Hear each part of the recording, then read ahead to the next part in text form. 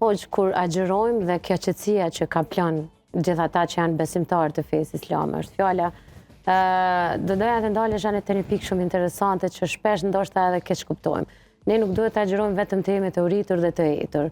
Duhet të agjerojmë edhe nga përgojimet, të mos mirëmi me lafe, edhe mendja jonë duhet, po e them në thojza, të agjerojmë nga mendimet e liga, edhe goja jonë nga fjalët e liga, edhe sytë tonë, edhe komplet ne si qenje duhet të menjanojmë veprat të cilat mund të dëmtojnë komplet këtë anën e shejt të Ramazanit.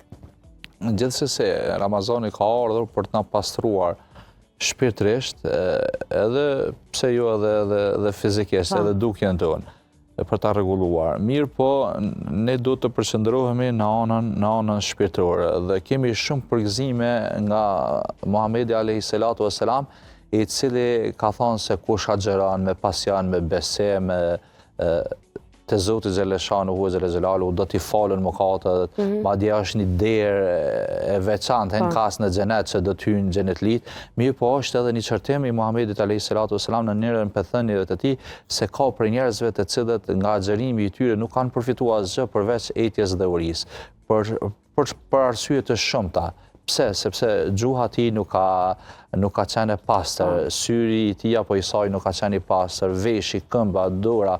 Do thotë njeriu duhet ta agjeroj me tërë trupin e tij, jo vetëm të heqë dorë nga ngrënia e pije, buka dhe uji, edhe nga dëshira tjera e pshore që i kemi të ndaluar në Ramazan. Mirë po njeriu duhet të përmirëson vetveten e tij, moralin e tij, se zatën Ramazani ka ardhur për të na përmirësuar. Në Kur'anin Fesnik Allahu thot: "Wasaimin wasaimat wal hafidhin furujahum wal hafidhat." Po e citoj arabisht, agjeruesit dhe agjerueset i ka përmend edhe xhinin mashkullore dhe xhinin femrore. Dhe pas tyre e ka përmend ata të cilët e ruajnë derin edhe ato të cilët e ruajnë derin. Do thotë Ramazani ka ardhur për të na bërë më të moralshëm, më të ndershëm. E kur bëhemi më të moralshëm dhe më të ndershëm, atëherë bëhemi wadhakirin Allah kathiran wadhakirat, për atyre të cilët jemi në lidhje më të fortë, më të shpeshtë, më të shumta me Zotin xhaleshanu. E përmendim Zotin shumë, edhe xhinin femrore ka përmend, edhe xhinin mashkullore.